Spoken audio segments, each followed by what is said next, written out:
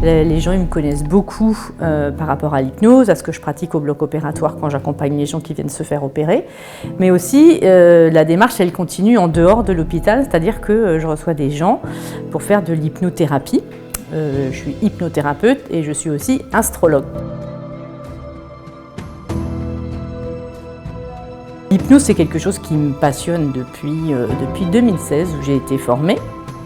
Et j'ai trouvé que c'était un outil qui était tellement pertinent que j'ai eu envie d'en faire profiter plus de gens finalement que les gens que je pouvais accompagner au bloc opératoire. Parce que quand on a accès à cet inconscient, finalement, avec l'hypnose, on a accès à plein de choses. Et c'est aussi proposer aux gens d'aller à la recherche de qu'est-ce qui est bloqué dans leur inconscient et qu'est-ce qui va leur permettre d'être bien ou en tout cas de comprendre certains fonctionnements et leur permettre d'avoir accès finalement à des réponses, quoi, parce que dans cet inconscient, tout y est rangé. Il y a des solutions aux problématiques et au travers de l'accompagnement qu'on peut faire, eh bien, c'est leur proposer cet accès à leur propre inconscient que de manière systématique où on n'y arrive pas forcément comme ça spontanément au cours de notre journée. Même si au cours de la journée, on peut être dans des états parfois hypnotiques, dans des transes hypnotiques.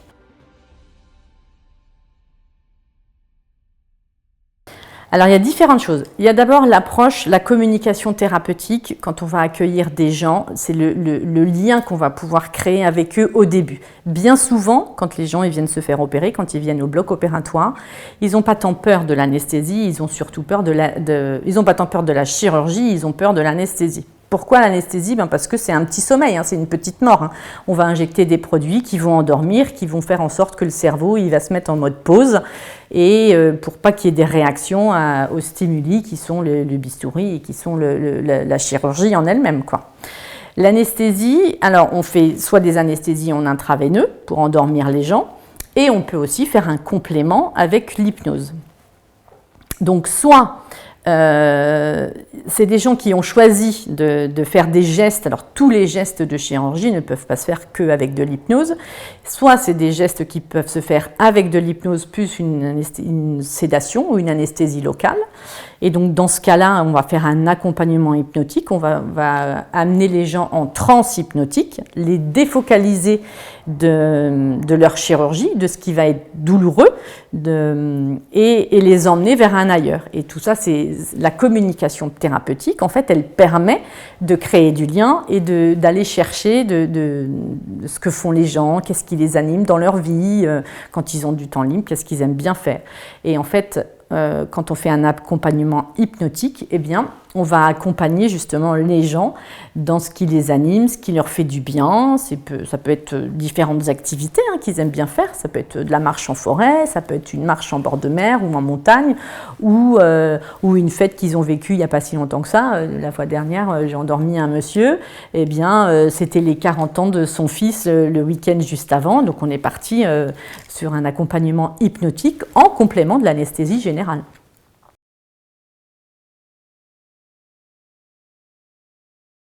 Alors les médecins anesthésistes, ils sont sensibles en fait maintenant. C'est sûr que pendant tout un temps, l'hypnose c'était un petit peu relégué au charlatanisme, mais ça c'était il y a longtemps. Et grâce à toutes les technologies médicales qui sont maintenant mises sur le marché, en tout cas grâce aux scanners ou aux différentes imageries, eh bien on peut prouver qu'en état hypnotique, il y a des zones du cerveau qui sont elles aussi mises en état de pause. Donc ça, grâce à tout ça, eh bien l'hypnose a retrouvé une certaine une certaine place dans l'accompagnement qu'on peut faire, et notamment en anesthésie, et dans n'importe quel domaine. Finalement, moi, je m'en sers beaucoup au bloc opératoire en anesthésie parce que je suis infirmière anesthésiste, et puis qu'en dehors de mon travail d'infirmière anesthésiste, je fais aussi des accompagnements de patients en thérapie brève avec l'hypnose. Et donc les médecins, en fait, comme ils savent que je suis formée et d'autres de mes collègues sont aussi formés maintenant, eh bien quand on fait cet accompagnement hypnotique, en fait, ils me laissent en fait faire ce que je fais. Et puis pendant ce temps, eux, ils sont en train de faire l'induction anesthésique avec les produits d'anesthésie en intraveineux.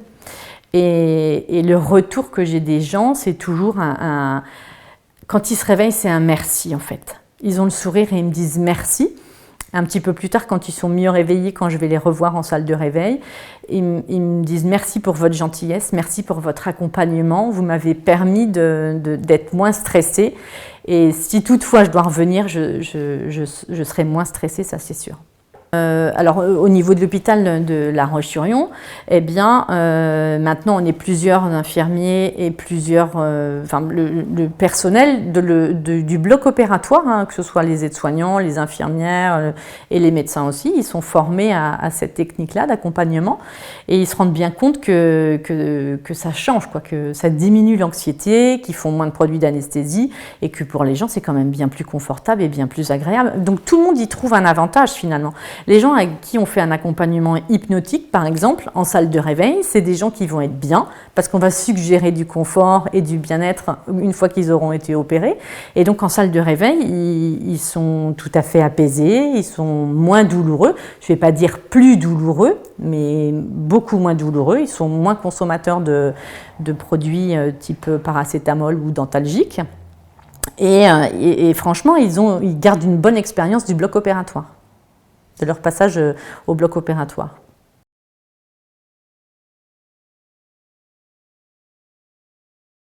Alors l'astrologie, je l'ai découvert un peu pareil en 2014 quand justement je trouvais plus ma place en fait au bloc opératoire. Donc il y a eu l'hypnose qui est venue apporter quelque chose d'intéressant. Et puis comme je comprenais toujours pas ce qui m'arrivait, moi je sais pas, il y a quelqu'un qui est arrivé et qui m'a dit un jour mais si tu faisais l'étude de ton thème astral de naissance. Et donc là, j'étais assez surprise parce que alors l'astrologie, j'en avais un peu entendu parler comme tout un chacun. Mais de thème astral de naissance, ça, je ne connaissais pas du tout. Et donc, cette personne m'a donné les coordonnées de quelqu'un qui fait l'étude de thème astral. Et donc, comme je suis curieuse, je me suis dit que oui, j'allais prendre rendez-vous avec cette dame-là. Et en fait, elle a fait l'étude de mon thème astral de naissance. Et là, je me suis rendu compte que derrière la lecture d'un thème astral de naissance, il y avait comme un outil de connaissance de soi, de développement personnel. Hein, c'est très en vogue ce mot-là, le développement personnel ou la connaissance de soi.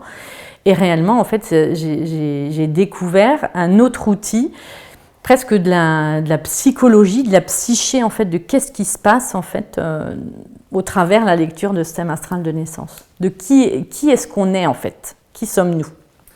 Alors, l'astrologie, alors je me suis renseignée, parce que, quand même, infirmière anesthésiste, infirmière un peu scientifique, quelque part, l'astrologie, c'était quelque chose que je trouvais d'un peu particulier, parce qu'on parle beaucoup des horoscopes dans les magazines, on parle d'astrologie de comptoir, enfin bref. Donc tout ça c'était un petit peu nébuleux dans ma tête et donc je suis quand même allée à la pêche aux informations. Et puis finalement je me suis rendu compte que l'astrologie, ça existe depuis très longtemps, ça existe depuis la nuit des temps, ça existe depuis la Mésopotamie, où les gens à l'époque, en fait, ils pouvaient pas faire autrement de regarder le ciel et d'être aiguillés par rapport aux planètes, en fait.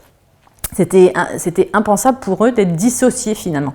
Que des étoiles, en fait, ils disaient qu'on est des morceaux d'étoiles qui sommes sur Terre et qu'à l'époque, ils ne pouvaient pas du tout être dissociés entre ce que le ciel pouvait leur indiquer et ce qu'ils pouvaient ressentir, eux, dans leur cheminement de leur vie d'être humain sur Terre.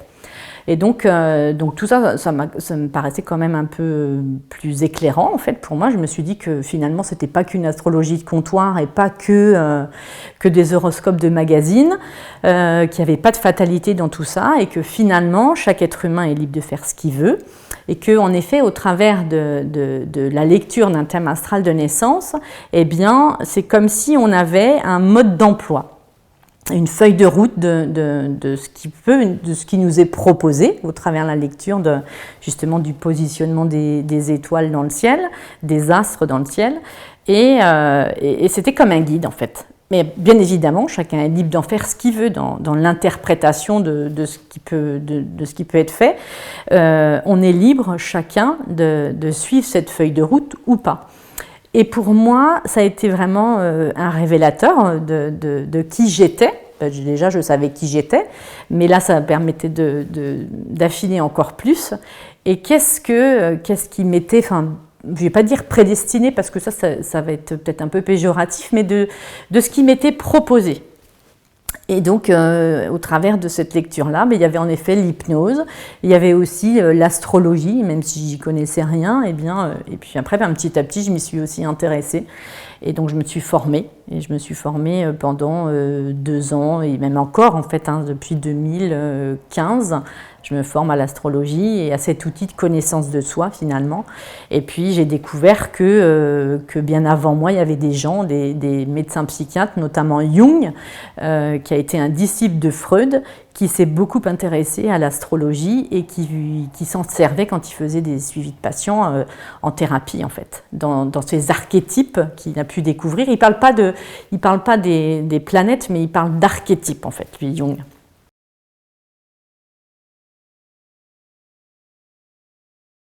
Ah bah oui, en fait, pour moi, ça me paraît primordial, en fait, dans cette envie d'accompagner l'autre, eh bien, c'est de mettre du sens dans ce qui peut se passer et de dire que les gens, ils sont tout à fait normaux. Alors, bien évidemment, il y a la maladie psychiatrique, mais ça reste à part, en fait.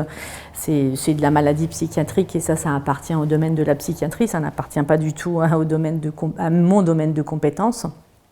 Mais en tout cas, tous ces gens qui sont en perte de sens ou en perte de reconnaissance, eh bien, ça permet d'aller mettre de la lumière ou en tout cas d'aller éclairer ou de donner des pistes de changement et d'évolution qui puissent être favorables pour eux, de la même manière que ce que moi j'ai vécu et ce qui m'a servi en fait.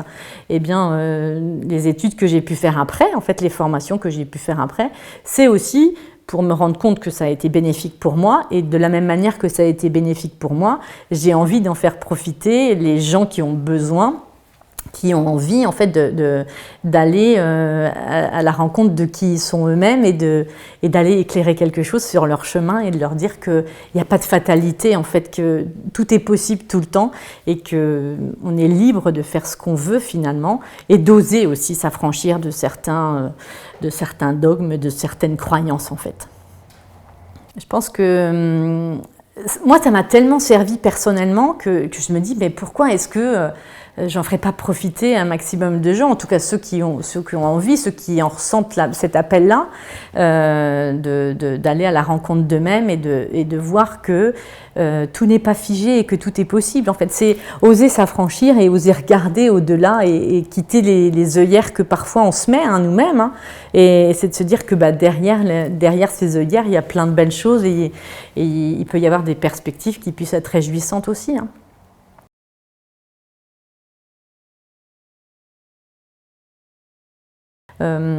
J'ai créé mon site et ça s'appelle Voyage intérieur, mais c'est parce que au travers de ce voyage intérieur, c'est vraiment être le guide qui va aussi accompagner les gens à aller à l'intérieur d'eux-mêmes et d'aller voir ce qui se passe et de découvrir plein de jolies choses, comme quand on va visiter un pays finalement.